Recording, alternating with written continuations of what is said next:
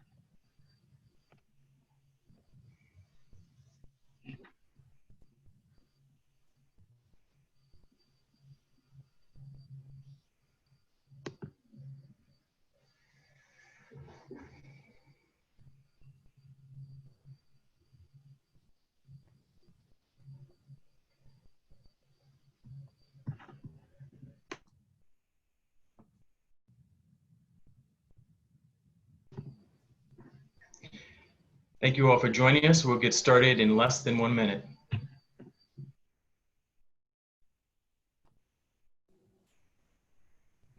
Greetings, everyone. Thank you so much for taking the time out of your day to attend this webinar session titled Community Engagement, Cultivating Relationships, Impacting Health, and Advancing Scholarship to Promote Equity by Drs. Joshua Joseph, Daryl Gray, and Tamia Nolan. This event is a part of the greater Diversity, Equity, and Inclusion Week here at The Ohio State University that was pioneered by medical students at our institution. Before we get started, I would like to take a brief moment to introduce myself and the panelists of this session. My name is Rosevine Azap, and I am a first-year medical student here at The Ohio State University College of Medicine. I will be serving as the student moderator of this session. Next, I would like to introduce Dr. Daryl Gray, who is an associate professor of medicine in the Division of Gastroenterology, Hepatology, and Nutrition at The Ohio State University College of Medicine. Additionally, he serves as Deputy Director of the Center for Cancer Health Equity at OSU Comprehensive Cancer Center, Medical Director of Healthy Communities at OSU Wexner Medical Center, and Chair of the OSU WMC Health Equity Steering Committee. His work leverages meaningful partnerships across public and private sectors to address health disparities among diverse populations across the state of Ohio and nationally. Most recently, he co-developed the Anti-Racism Action Plan for OSU Wexner Medical Center and Health Sciences Colleges and is co-leading its implementation. Next, Dr. Tamia Nolan is an assistant professor in the College of Nursing's Pitzer Center for Women, Children, and Youth at The Ohio State University and Wexner Medical Center. She is a National Cancer Institute-funded nurse scientist studying self-management and prevention and control of chronic conditions, such as cancer and cardiovascular disease. With great attention to the principles of community-based participatory research, Dr. Nolan is conducting pilot studies of an adapted quality of life intervention for young African-American breast cancer survivors and healthy lifestyle interventions for African-American men. She holds leadership positions in the Oncology Nursing Society, Midwest Nursing Research Society, and National African-American Male Wellness Agency. Lastly, Dr. Joshua Joseph is an assistant professor of medicine in the Division of Endocrinology, Diabetes, and Metabolism at The Ohio State University Wexner Medical Center. He is co-chair of the OSU WMC Healthy Communities Obesity and Nutrition Steering Committee and a member of the Health Equity Steering Committee. Dr. Joseph's National Institute of Health and Robert Wood Johnson Foundation funded research focuses on prevention and treatment of diabetes and cardiovascular disease through a health equity lens. Nationally, he's an engaged member of the Endocrine Society, American Heart Association, and American Diabetes Association.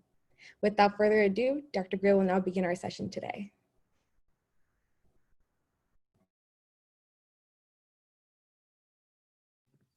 Thank you so much, Rosevine, for that kind introduction of all of us. And thank you to you, the entire OSU Heads Up team for leading Diversity, Equity, and Inclusion Week, the entire SNMA team, and all those involved in organizing such a fantastic week of events and presentations. So thank you for that. You know, Drs. Nolan, Joseph, and I are extremely excited to talk about this topic. This is something we are extremely passionate about, but have dedicated our careers to. And, very commonly we get asked by students, faculty, and staff, how can I be more engaged? How did you make this part of your career? How have you included this in advancement and promotion?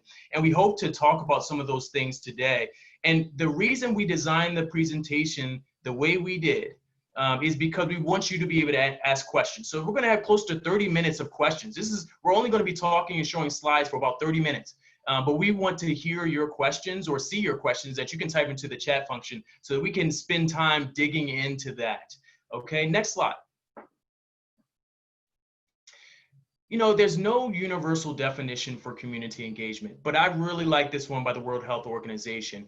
And I'm not one for a lot of words on the slide, but I thought this one was pertinent. This quote was pertinent to include. I'm just going to read it, particularly for those who may have called in and are listening and not being able to see the slide itself. It says, community engagement is a process of developing relationships that enable stakeholders to work together to address health-related issues and promote well-being to achieve positive health impact and outcomes. And that's key. Community engagement is all about relationships. And you're going to hear us talking about throughout this presentation, relationships that we've had that have allowed us to translate things, activities and initiatives that have happened in the community into impact and scholarship. Next slide, please. Now, I'd like to first establish a sharp contrast between community outreach and community engagement. It's definitely a sharp distinction there. When we talk about community outreach, we're talking about a transactional thing. I'm doing one thing for someone else. I am going into, and I like this picture too, because really we often find ourselves, whether it's in our medical center, whether it's in one of the health sciences colleges or in the community, we'll find ourselves around a table. We'll say, I think this is something good to do in this community because of X, Y, Z, right? But oftentimes, and too often, one thing we've been moving away from, obviously, is we need to have more community members at the table at the beginning of designing those initiatives, whether it's an initiative to do an activity, some of which we'll talk about later. They need to be at the forefront of that in the brainstorming session. If it's a research initiative, they need to be at the design of the research and through the implementation. Community engagement is very much about bi-directional feedback and communication. It's about having the community at the heart of the discussion. And like I mentioned earlier, it's all about relationships. Again, I want you to make that clear distinction between outreach and engagement. So many of you have been involved in health fairs, and I want you to think about the last health fair you went to. Do you think that was community outreach, or do you think it was community engagement? Was the community helping you with that health fair? Or think about other activities you've been involved in the community, whether it be through the university or otherwise. I want you to make that distinction in your mind.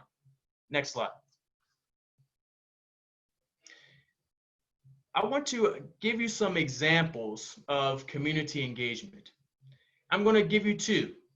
This first one is a recent initiative that we had co-led by Drs. Joseph, Mrs. Autumn Glover, who gave a presentation earlier this week, Dr. Ulai Wohler, Dr. Mark Rostetter, and many others, Beth Niekamp, and the list just goes on, where we worked with the community first in understanding what is the need that is people are having during the COVID-19 pandemic.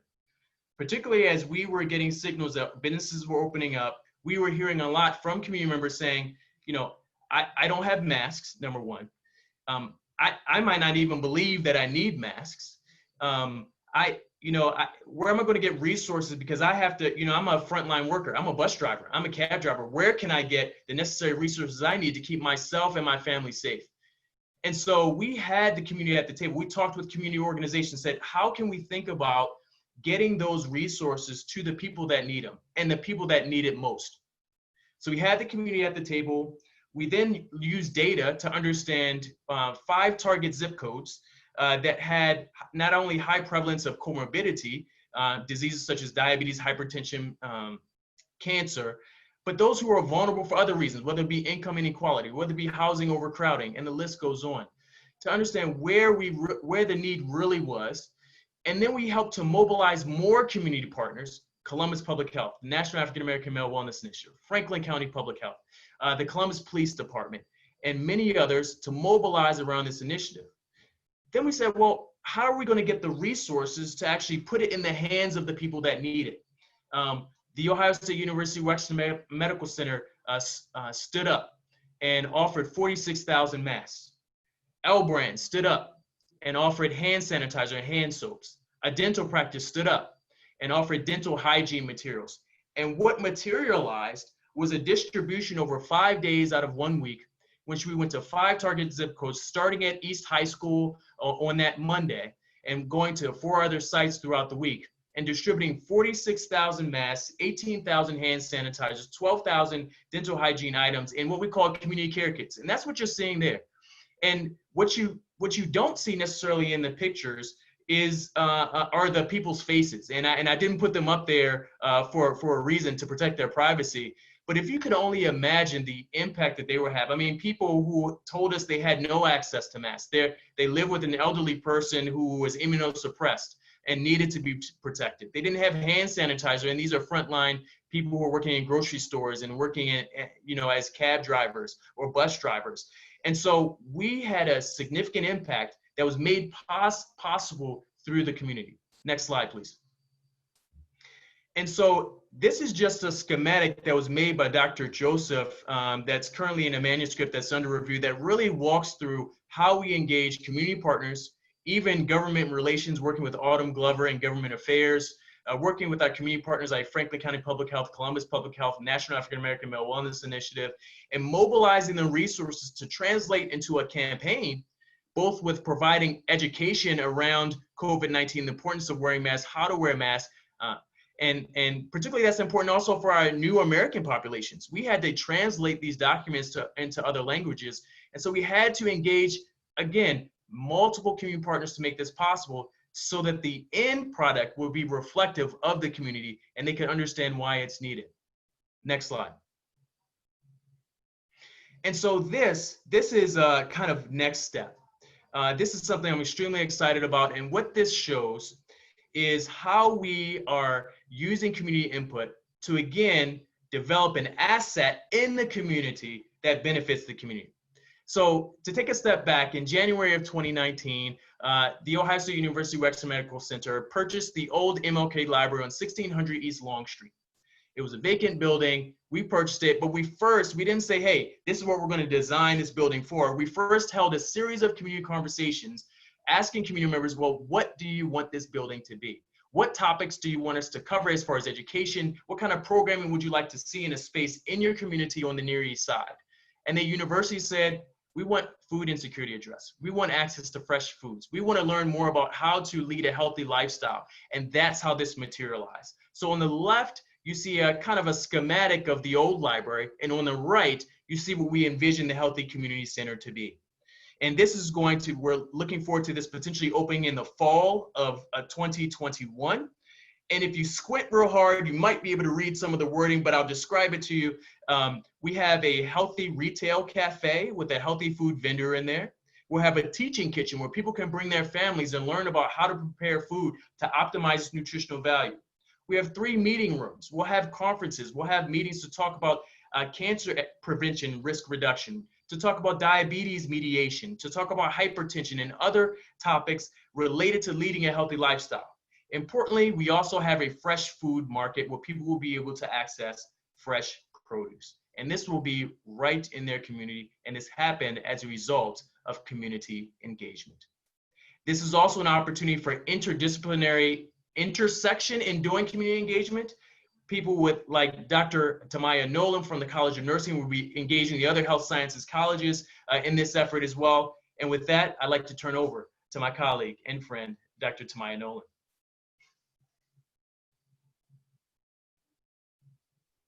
Thank you so much, Dr. Gray. And I think that's a wonderful segue as we think about really being partners. You know, while our student colleagues said that as we translate a community engagement to scholarship, we must acknowledge that there's value and there's knowledge from all of the partners who are involved. And we involve those partners with all aspects of our scholarship. And so being at the Ohio State University College of Nursing, you know, one of my passions is that I'm able to marry nursing with scholarship. And so as we're putting together teams to do this community engagement, we think about the 4 Ps. And we think about the purpose, the passion, and the priorities that each of the partners have, and thinking about how well do we align with our missions and our values. We think about the position. What kind of power do partners have, and how can we use that power to move the mission and the values? And so as medical students, you might not think that you have much power right now, but I beg to differ. Really, this DEI week alone, it shows that you have the agency to do what you set out to do. And in partnering with all the individuals on these panels, you've structured an intervention against racism. And so, you think about what are the next steps? Who needs to know what you've done? Well, everybody needs to know what you've done. You think about the next stepping stone, and we test the effect of each of those stones. And then one of the most important things that we can do as clinician scientists is really to publish and let everybody else know what steps to follow.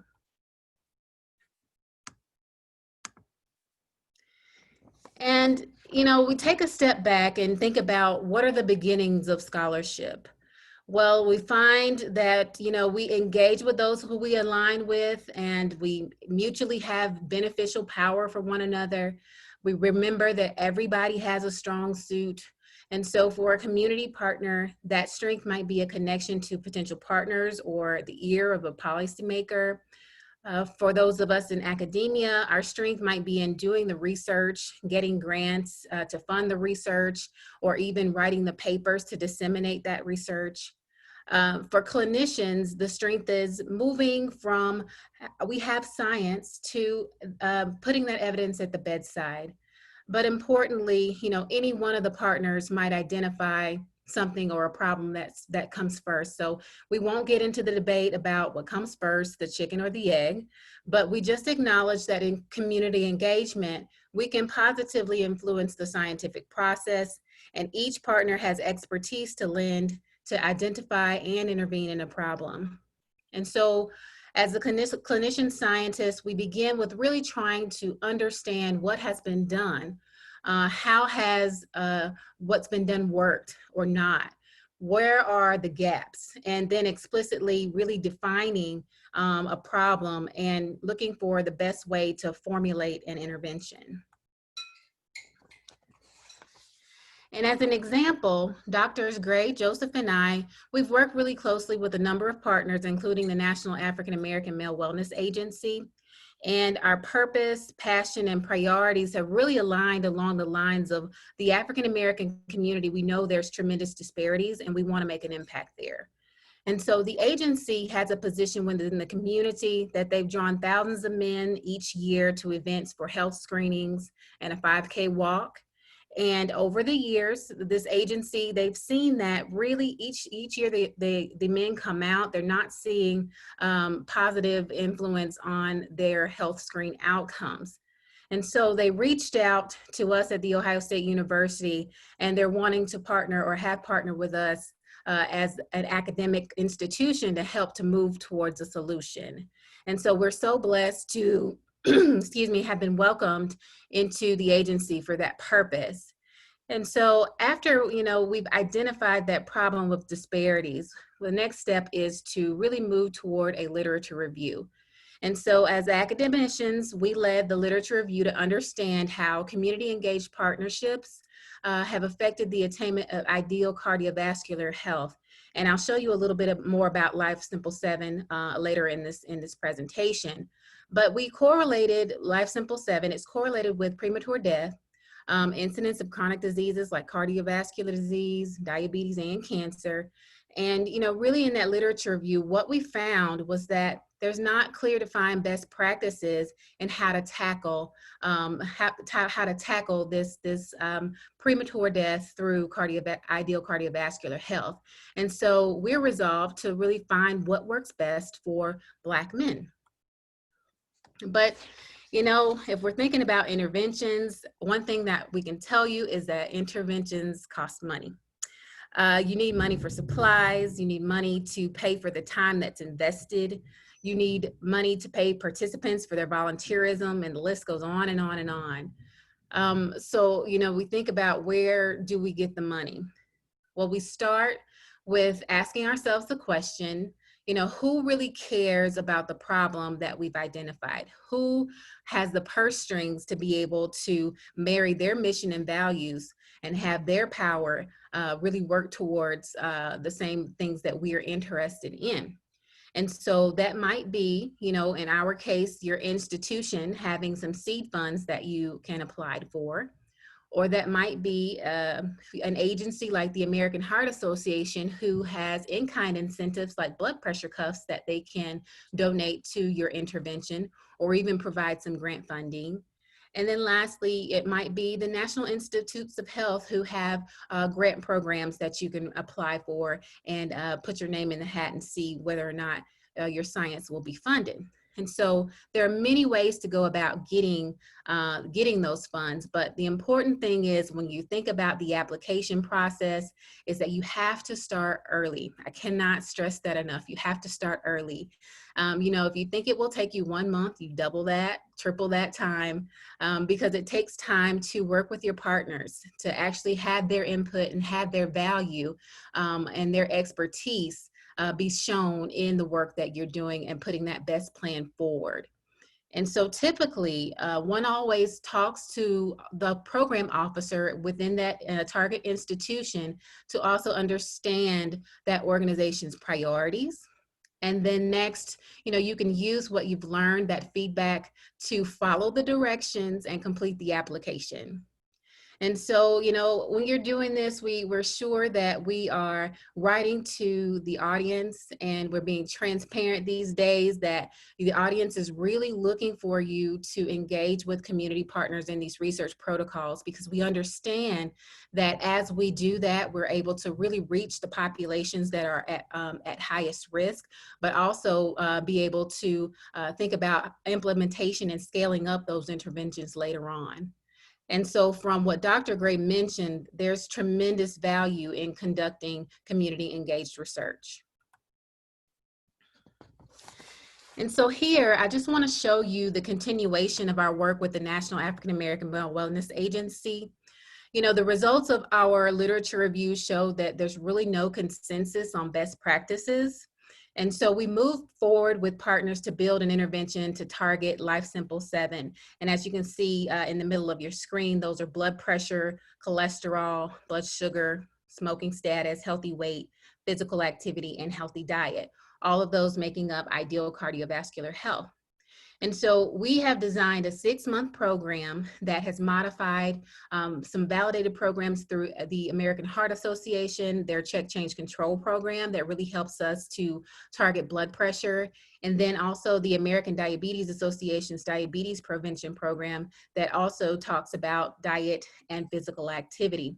And so with our partners, we've moved from understanding what happens at the walk and getting those numbers, doing those health screens, finding people who have less than ideal cardiovascular health.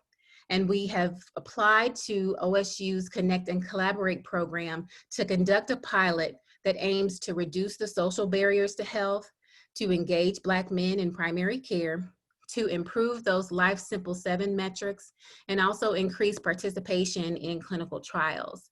And so our project, it boasts the use of a community health worker who specializes in engagement, health coaches who educate and motivate our 100 Black men to meet their individual goals, and then also a host of community partners who gave monetary and in-kind support to really envelop our participants with resources.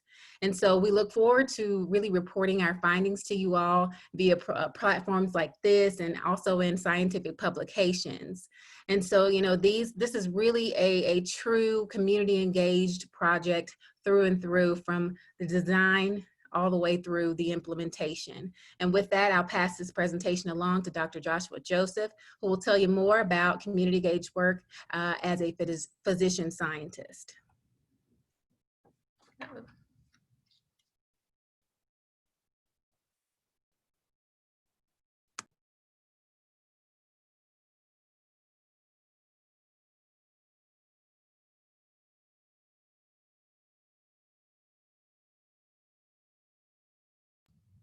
Good afternoon, everyone.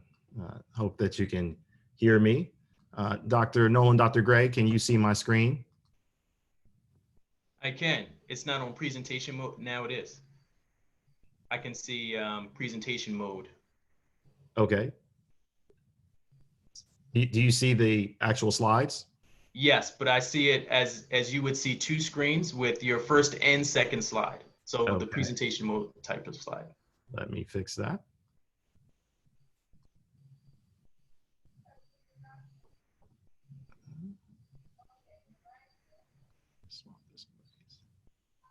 Good. Are we good now? Yes. Perfect. So good afternoon, everyone. Why don't you take 10 seconds just to stretch? I know we've all been on Zooms all day long. That's what we do. We Zoom, Zoom, Zoom. And so it's good to take a stretch. Happy to be with you today. Happy to engage with you. My colleagues tell me I have 10 minutes, so they can set their stopwatches. We're going to keep it at 10 minutes today. But really, I want to talk to you about community engagement from the lens of a physician scientist. And I like to start this, especially because we have a large amount of medical students and learners on today, with something that Sean King said at the Akron Black Male Summit in 2019. We are fortunate, Dr. Gray and myself, that Sean King is a Morehouse brother of ours, who was there during that time that we were there. And one thing he says is, do the thing that makes you come alive to impact the issue that breaks your heart. And so for all of you on this webinar, I want you to think about what are the issues that break your heart and what is the thing that makes you come alive. What you heard from Dr. Gray and Dr. Nolan is that the thing that makes them come alive is really engaging with people and communities. And the issues that break their heart are around colorectal cancer, cardiovascular health, breast cancer. And they are doing the thing that makes them come alive to impact the issue that breaks their heart. In Central Ohio, for me, diabetes is the issue that breaks my heart. And we know that various communities in Central Ohio are really struggling. We go from 1 in 4 individuals having diabetes in some communities up to 1 in 50 individuals in other communities. We have huge disparities across our city. When we look at hypertension, it's very similar. We have some communities where I live up in Powell, where it's 1 in 10 individuals with high blood pressure. We have other communities where it's 1 in 2 individuals with high blood pressure. But these are the communities that raised us, that we serve, and that we care for. This is me on the left when I was an athlete and a scholar at East High School. As well as on the right, where I went to Columbus Alternative High School, which is in the Linden community. And those Linden and Near East Side communities are 2 of the communities that have a really high prevalence of diabetes and hypertension. We know that this matters because in the state of Ohio, we are not doing well. We are 43rd in population health and really struggling around some of those things that we should be doing well in, including health behaviors, being physically active and eating the right stuff, conditions and diseases, including diabetes, hypertension, obesity, and cancer, and then also overall health and well-being. So our research group, it's named the Joseph Research Group, but it's really our research group. Actually, Rosevine Azap is a valued member and contributor of that research group. And we think about things from this perspective. We start with epidemiology, thinking about risk factors in broad populations of individuals, using cardiovascular cohorts from throughout the country. We then use mechanistic approaches on one side. So we do very detailed kind of phenotypic studies and looking at mechanisms of disease. And then we also do clinical and population level interventions where we engage with the community, and you will see that coming up. We work in the policy and advocacy space along with our other partners, American Heart Association, Endocrine Society, Ohio Commission on Minority Health, American Diabetes Association. And all of this is so that we can have a healthier United States and a healthier world. So let me tell you a little bit about community engaged research from the translational epidemiology lens. So we've done work with partners around the country on physical activity and risk of type 2 diabetes. We showed that those who walked faster, greater than 4 miles an hour versus less than 2, were associated with about a 35% lower risk of developing diabetes over 10 years. We showed that higher levels of exercise were associated with lower risk. And then really any vigorous exercise, and so this is jogging or more, was associated with a much lower risk of developing diabetes over 10 years. And we published this, in papers. We show things like, well, there's potential for some racial ethnic differences across this, with the greatest reductions among non-Hispanic whites and the least reductions among Hispanic Americans. And it's great to publish these things, and that's wonderful. But when I get home at night, my wife says, well, what are you doing for the people in the communities that you care about, right? How are you engaging with them? And so one example of this is Exercise is Medicine. Exercise is Medicine is an 11-week program where there's a physician referral into an Exercise is Medicine location, which were historically within the Ohio State University, where individuals would have 11 weeks of guided physical activity. More recently, over the last year, we applied for funding and were granted funding. And now we are actually working with community partners and community individuals on doing the same program, but at Columbus Recreation and Parks and the YMCA, where individuals can do this close to their homes, right? With people they know and care about. And it makes the process for everyone easier. This would not have happened without the hard work of Alan Summer and Jody Curry, but also without the relationships, the long-standing relationships with the Columbus Recreation and Parks and the YMCA. Let's talk about community engagement as far as increasing clinical trial diversity. As many of you guys know, clinical trial diversity is a huge issue. Black Americans, for instance, represent less than 5% of clinical trial participants. Hispanic or Latino origin individuals represent less than 1% of clinical trial participants. Well, you may be wondering, well, why does this matter? And what are some of the things that, are causes for this? And what we know is that when we look at the US physician workforce, as well as NIH-funded physician researchers, that the numbers are low for both Hispanic and Latinx, as well as Black or African-American populations. So there are a lack of minority physicians and researchers. There's also a lack of clinical trial workforce staff, including clinical research coordinators. But to advance health equity, we have to increase the number of minority clinical investigators and participants in clinical trials. Why is that important? 1 out of 5 new FDA-approved drugs demonstrate differences in exposure and or response across racial ethnic groups. When I'm seeing patients in my clinic for diabetes, we have a fantastic new class of medications called SGLT2 inhibitors. They lower risk of cardiovascular disease and cardiovascular death. But what we've seen from this is for whites, they've had consistent reductions across the trials. But for Asians and Blacks, that has not been the case. And you can see that the number of individuals, for instance, for empagliflozin, 357 out of close to 7,000 individuals in the study were Black. The numbers are really low, which makes it hard to understand how medications work across populations.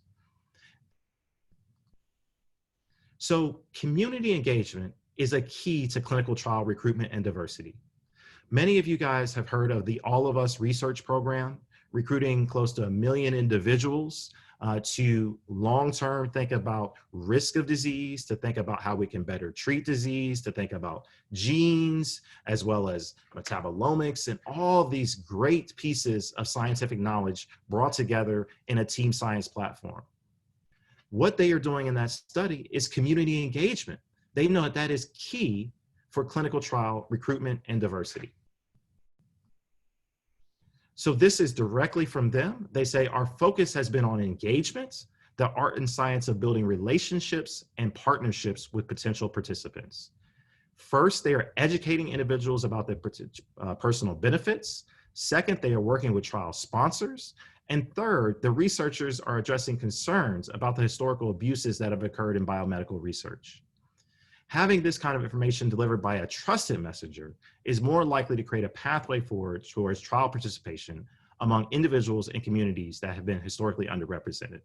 And they note that these are the new rules of engagement in biomedical research. So it talked there about building trusting relationships. And we have to do that from a historical perspective. We have to understand what has come before. We have to do that from a cultural humility perspective. Can we view the research from the other's perspective? Can we put ourselves in their shoes? We have to care, right? We have to care about the populations and the people that we are serving through research, right? We can't just come in, do a research project and leave. We have to care about these communities. And as one of my very good friends, Autumn Glover, says, progress moves at the speed of trust. We really have to have trust in the communities that we want to partner with and engage with from a community engagement perspective. I wanted to point out that the Ohio State University Center for Clinical and Translational Sciences has a community engagement resource room. This is led by Jeff Griever and Pamela Salisbury, and they've done an excellent job in engaging around what are the resources that are needed to do this. They have a Community Sciences Academy where they are bringing in members of the community to learn about research, right? And they also have a science cafe where researchers like myself can go out into the community, share what I'm doing, share some of the potential avenues for further research, and see how there can be intersectionality between the community's needs and the needs of the researcher. Transformational change, defined as causing a metamorphosis in form or structure, a change in the very condition or nature of a thing, a change into another substance, a radical change in outward form or inner character, is what we all want. That's what is needed right now in the United States as far as many different disorders and diseases, but as also as far as health disparities. So how to make change via community engagement? Individuals have to be energized. And in addition to being energized, they have to be organized. They have to know the strengths of the individuals you've organized. Who do you know who can help? They have to have a plan, and that plan has to be bigger than the problem you're facing. Often people will describe the problem instead of describing the people. We are experts sometimes in our problems, but amateurs in our plans. It takes money and resources, as was noted earlier by Dr. Nolan and Dr. Gray. And we have to throw our best work at our biggest challenges. So with that, I want to say thank you to my partners, collaborators, and friends on many of these initiatives, particularly to Dr. Gray and Dr. Nolan, without whose support, this research would not be possible. I think we have a wonderful team and a wonderful collaboration, and it is evidence of the potential impact of really transforming across silos within medicine and science. Thank you so much. So at this time, we'll be taking questions from any of the attendees. So if you would like to either send it in the chat or send it in the Q&A, and then I'll be reading them out loud. So I have a couple that have come in. And so the first question I have is, how can health sciences students and trainees get involved in community engagement? Yes, that's an excellent question. And I should stop sharing my screen here so I can see folks, but the excellent question. So I think one opportunity is to get engaged with those as far as mentoring, right, of individuals who are doing this kind of work. You have individuals on this call, and there are others throughout OSU Wexner Medical Center and all of the 7 health sciences colleges, particularly the College of Nursing, who does a ton of community engaged work. The second piece I would say is that within the Center of Clinical and Translational Sciences, there is a community engagement board. We used to have a faculty component and a community component, but then we realized, you know what? We need to all be together. So now we meet together, the faculty and the community. And we would welcome individuals who are students to join that board, to see kind of how the sausage gets made, right? And to see all the different availabilities of projects that you can do from a community engagement lens to have that impact that you want to have, to impact that issue that breaks your heart. The other piece I would add, I mean, great answer. The other piece I would add is, align with groups, not only just people, but align with groups who are doing that work. SNME is a great example. Heads Up is a great example. At the College of Nursing, Inspire is another great example of student-led organizations who are engaging with the community. So definitely explore those opportunities as well.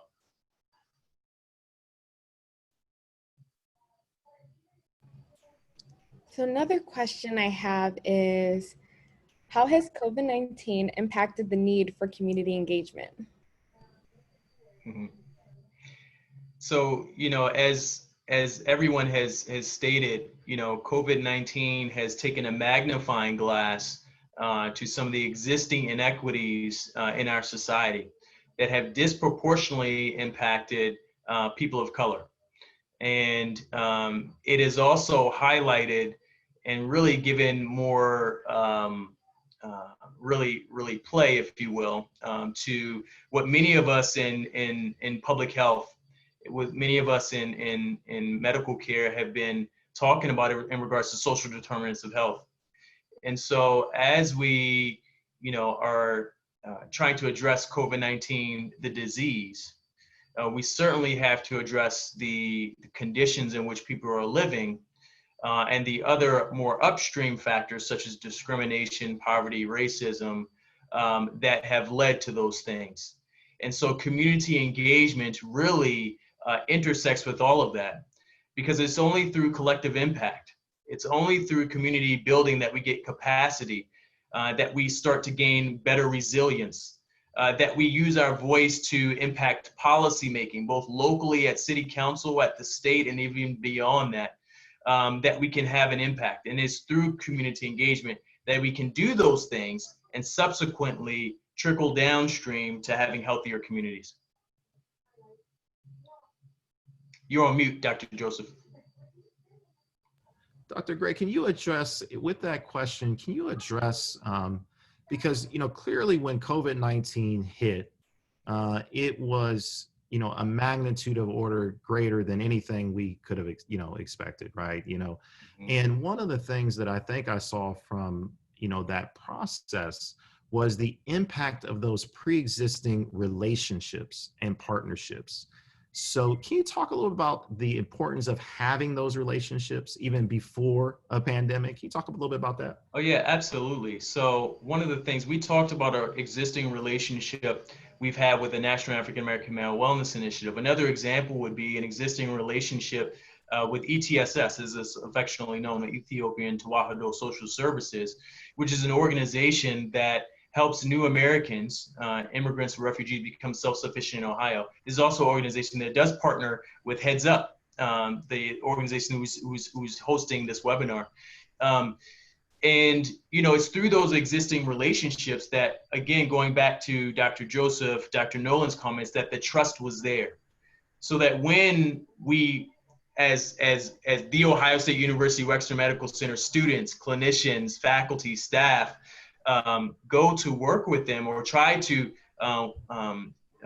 disseminate masks, being that one example that I gave, we do it through our trusted community partner, because they are that liaison, they are that trusted member in those communities that may be otherwise difficult to reach, who may be otherwise not get the message in the way in which they can understand it and receive it.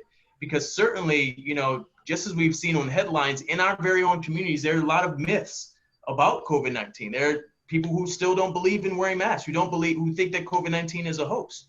And it's through those trusted partners that we can change that narrative, and have been changing that narrative here locally in Franklin County.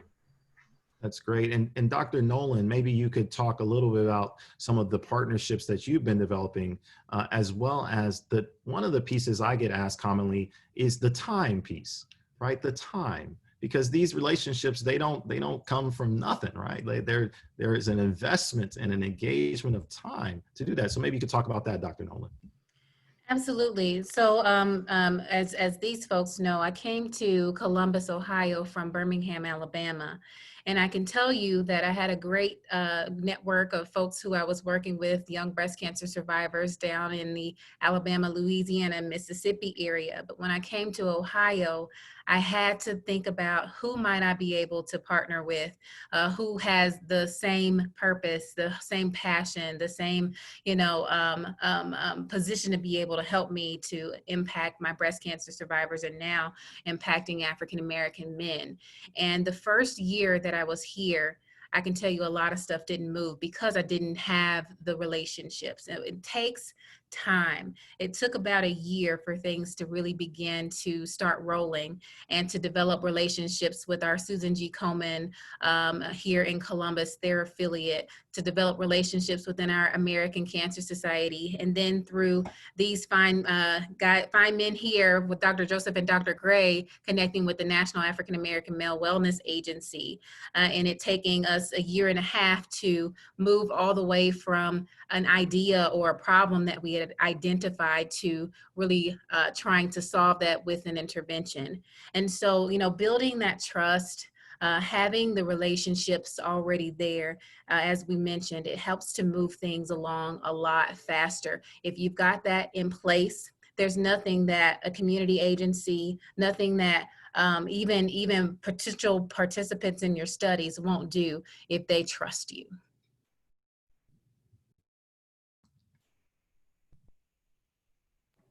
So another question that just came in is, since many of the communities that need community engagement the most, many times have a lack of trust in the healthcare system, what specific steps can we take to reach out first and form relationships to foster trust effectively?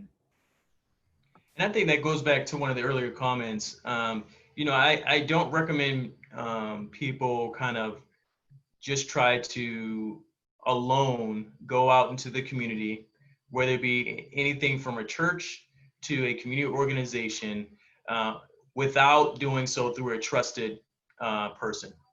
And with that said, I encourage people to leverage existing partnerships. I mentioned too, the African American Male Wellness Agency, who has a very strong relationship and trusted relationship in the Franklin County area and even beyond, because they have markets that extend from California to DC and even Georgia.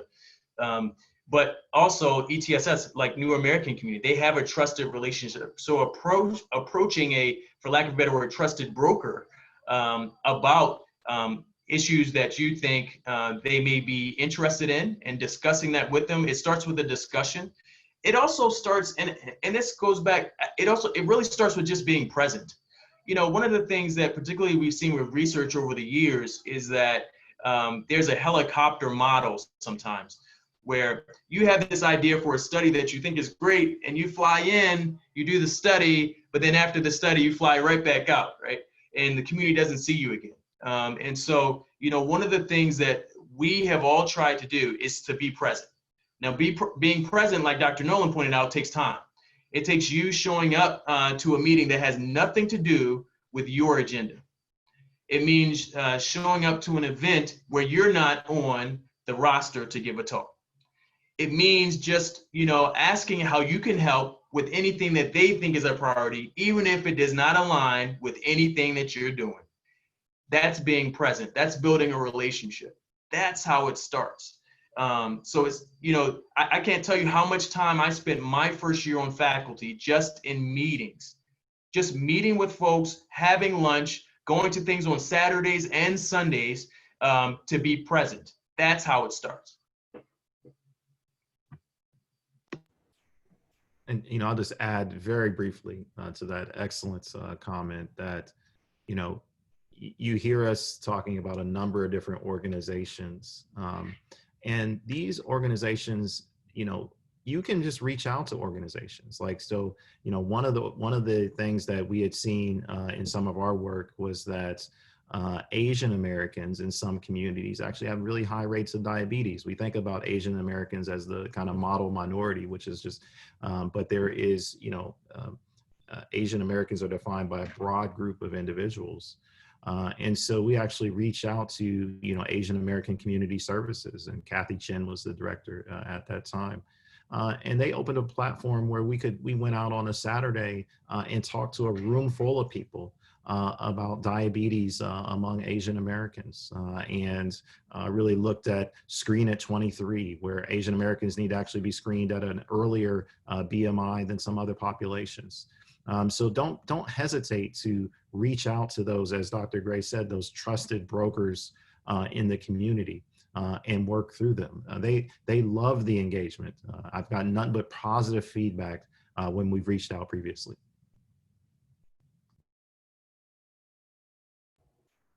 So another question that just came in is, thank you all so much for hosting and sharing your insights. How do you see your roles as healthcare professionals and researchers in the community in regard to combating issues that are more related to allostatic load rather than specific health issues? For example, issues such as police violence and food insecurity as opposed to diabetes and mental illnesses. Dr. Nolan, please. Sorry. I was going to say, I think this is a great question. And as we think about even the work that we're doing with our 100 Black men, we identify that the social determinants of health are absolutely impacting the health of the individuals whom we're serving.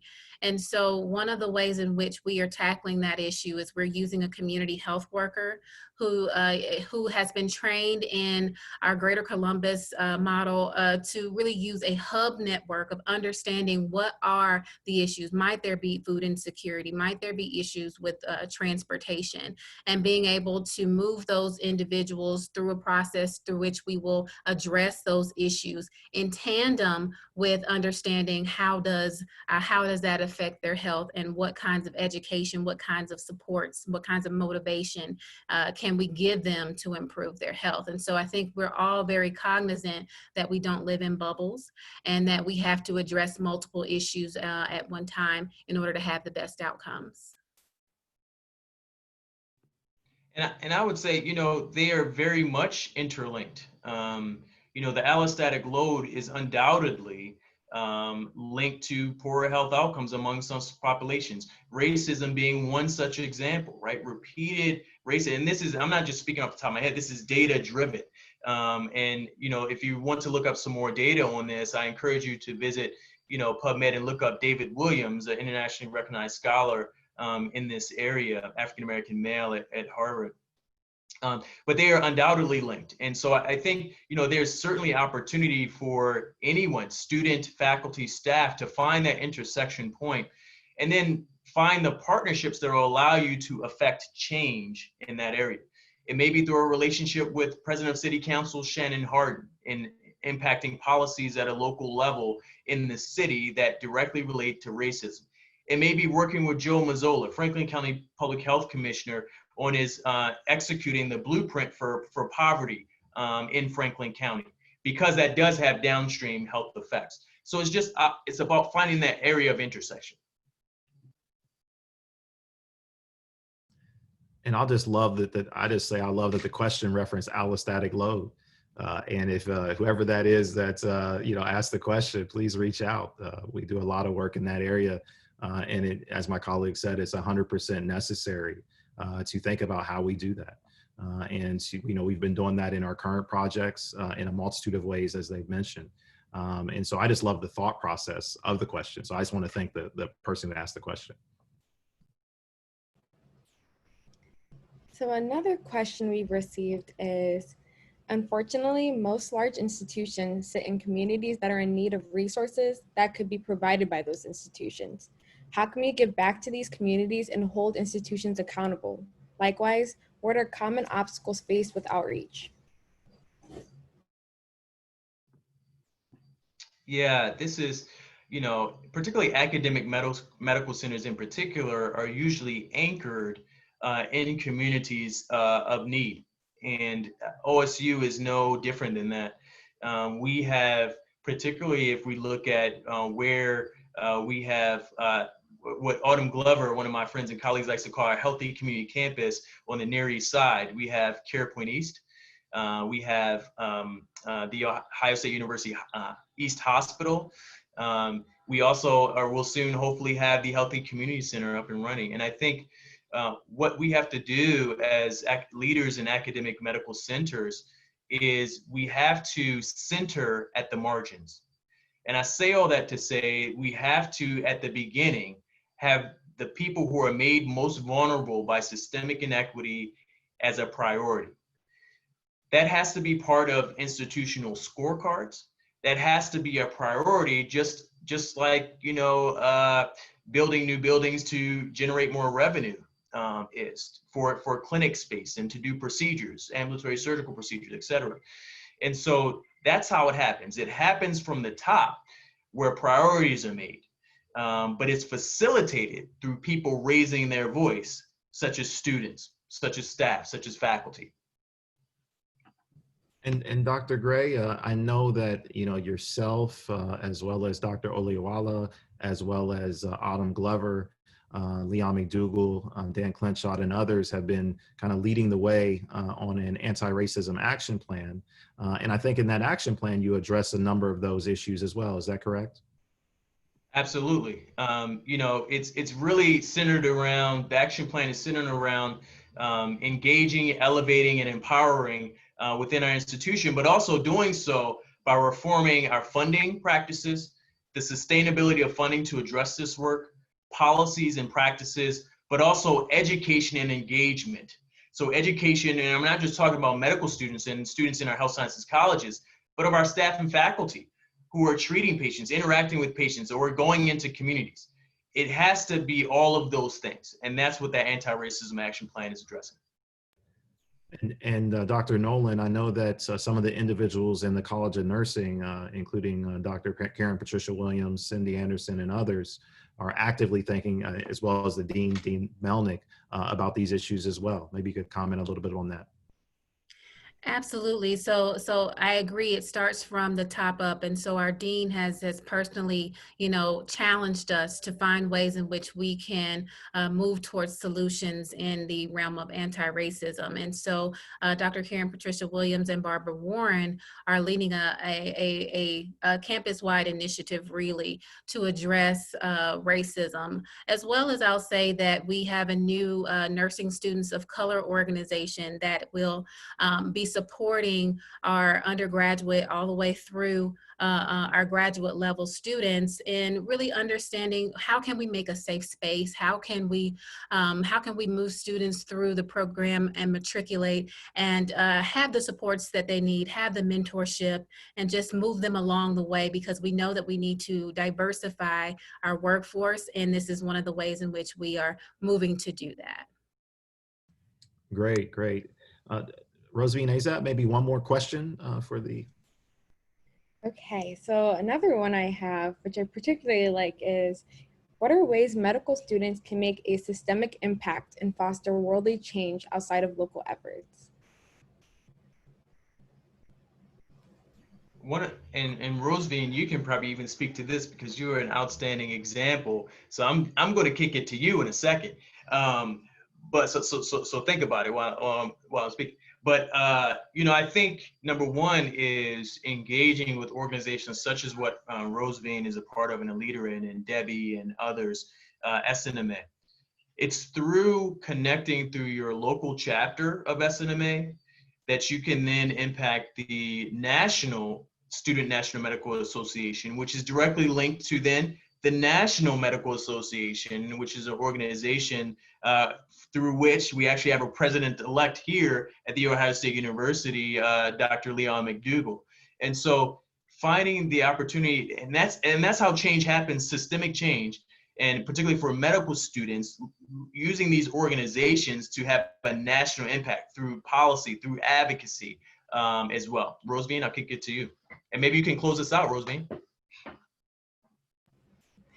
All right. Well, I think so early on in my medical school journey, Dr. Joseph actually shared the quote from Sean King about finding the issue that impacts your heart. And I think for me, that's been very essential on my journey thus far, finding out what are the things that I really want to make an impact on the world and figuring out tangible ways that I can actually impact those issues. So one of them for me is education and things like that. So we leverage Heads Up to be able to do so, reaching out to Columbus City schools and working with them to create better communities for students of color and things like that. And I think also just understanding that simply having a pipeline is not enough. We have to actively and strategically impact that pipeline. And just working with others and our mentors and things like that to be able to leverage those changes was, I think, one of the best ways to do so. And so with that, thank you all so much for being a part of Diversity, Equity, and Inclusion Week. Your participation, your attendance, and everything seriously means a lot to all of us. So thank you to all the students that have been working towards putting this week together. And thank you, Rosevine, and thank you all to the attendees for giving us this space. Yes, thank you to the attendees for joining us. I know that Zoom calls are a dime a dozen these days, but I think this was a really important session, and thank you for your engagement. I echo the sentiments. Just thank you.